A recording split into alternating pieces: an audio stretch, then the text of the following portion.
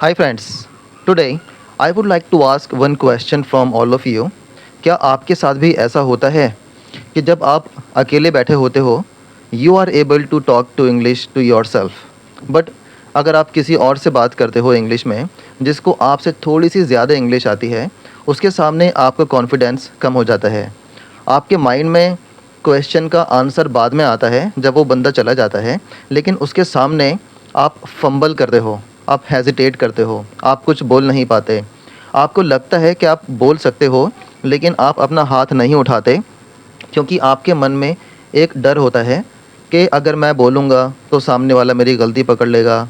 अगर मुझसे कुछ गलती से बोला नहीं गया, मैं फंबल हुआ तो मेरी बेइज़्ज़ती हो जाएगी।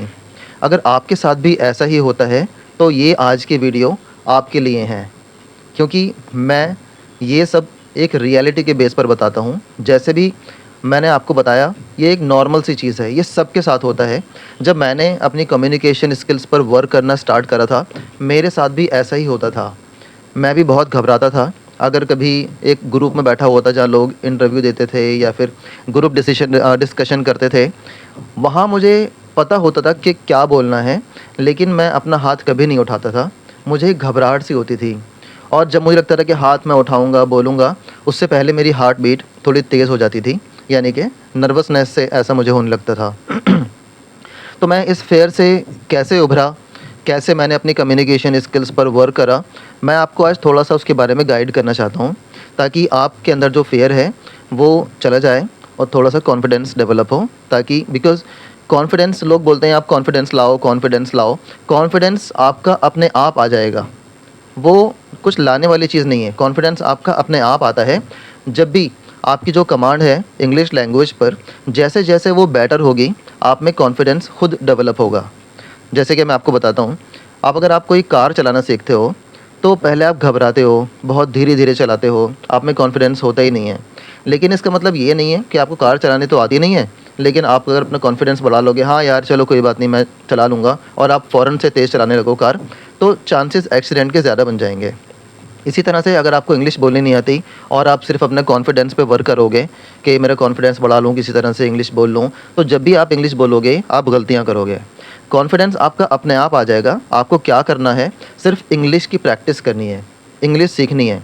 और इंग्लिश सीखने के लिए आपको क्या करना है, जिससे आपकी इंग्लिश अच्छी होगी, आपका कॉन्फिडेंस लेवल अच्छा होगा खुद ब खुद, you will have to start. Start, मैंने 2 बार क्यों कहा? हम सब सोचते हैं, लेकिन कोई भी स्टार्ट नहीं करता। हम सबको पता है कि हम इंग्लिश कैसे सीखेंगे, हम इंग्लिश कैसे बोलेंगे, हमें क्या करना है, लेकिन हमारी कमी ये है कि हम स्टार्ट नहीं करते हैं।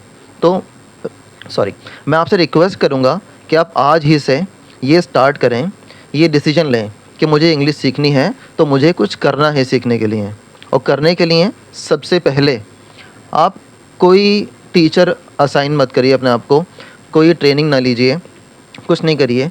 सिर्फ़ आपके आस-पास की जो चीज़ें हैं, उन सबको इंग्लिश में देखना शुरू करिए। जैसे कि आप अगर टीवी देख रहे हैं, तो उसमें कोई गाना चल रहा है, वो हिंदी में चल रहा है, लेकिन अपने आप को माइंड में आपको क्रिएट करना है वही गाना, कि अगर मैं ये गाना इंग्लिश में गाऊँगा या फिर जो गा रहा है गाना, वो इंग्लिश में गाएगा, तो वो कैसे बोलेगा? किस वर्ड की क्या इंग्लिश होगी? आप अगर खाना पका रहे हैं, जैसे कोई लेडीज़ है खाना पका रही हैं, तो कुकर में पका रहे हैं, गैस के ऊपर रखा हुआ है, किस तरह से आप कर रहे हैं, क्या करा आपने, उसमें मसाले डाले, क्या करा? उस सबको अपने माइंड में एक इंग्लिश में बोलना स्टार्ट करिए कि I am just cooking this potato today and this potato which is something that I will need to peel first, यानी कि पोटैटो पकाने से पहले मुझे छीलना पड़ेगा। Then I will put some spices into the cooker after putting potato, मुझे cooker में पोटैटो डालने के बाद कुछ मसाले डालने पड़ेंगे।